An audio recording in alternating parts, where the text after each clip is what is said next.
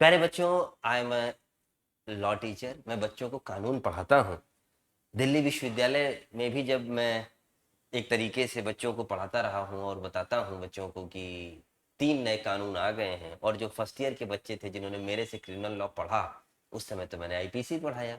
और अब जब उनकी एलएलबी चल रही थी, उसी दौरान कानूनों में बदलाव हो गया और 3 नए कानून आ गए। तो बच्चे मेरे पास आते और कहते, सर हमारे साथ तो धोखा हो गया, बताइए आपने हमें आईपीसी पढ़ाया, पूरा बीएनएस आ गया, हमें जुडिशरी की तैयारी करनी थी। और मैं जुडिशियल सर्विस एस्पिरेंट के बच्चों को भी पढ़ाता हूँ, तो उनसे जब मेरी बात होती तो वो भी बड़ा दुखी होते हैं कि सर बताइए, हमने मर मर के याद किए, हमने सेक्शन पूरे आईपीसी को आपसे इतने अच्छे से पढ़ा, और अब तो सर हमें बीएनएस ला दिया, तो बताओ अब सर हम क्या करें, हमारे सामने बड़ी मुसीबत आ गई सर, हम क्या करें।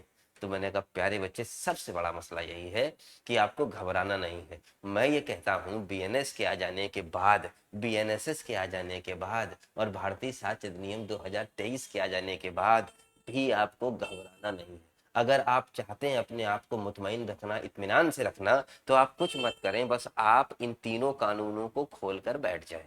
भारतीय दंड संहिता, जिसको रिप्लेस करेगा न्याय संहिता, और आप पाएंगे कि 90% प्रावधान एकदम समान है।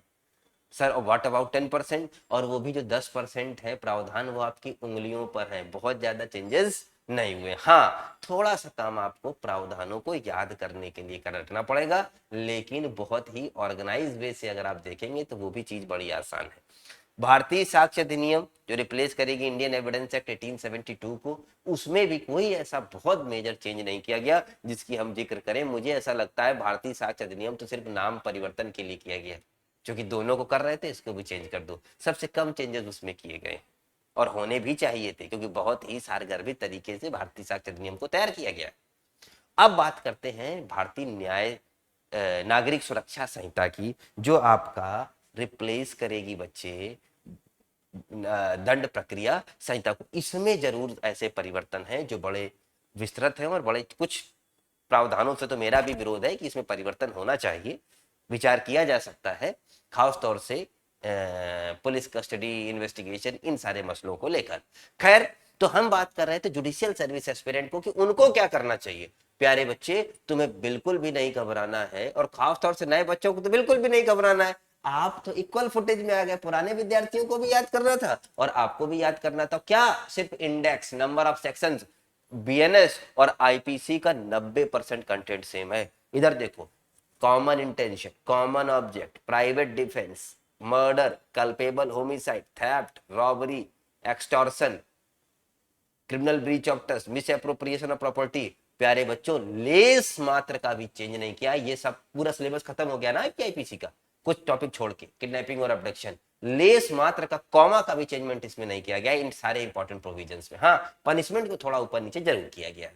हाँ, किडनैपिंग में हमने बहुत छोटा परिवर्तन किया। हमने किडनैपिंग में जो माइनर की किडनैपिंग होती थी, माइनर शब्द हटा के वहां बालक, चाइल्ड लेकर आ गए। ये छोटा सा परिवर्तन हमने कर दिया। तो प्यारे बच्चों, 90% सिलेबस आपका आईपीसी और बीएनएस का समान है।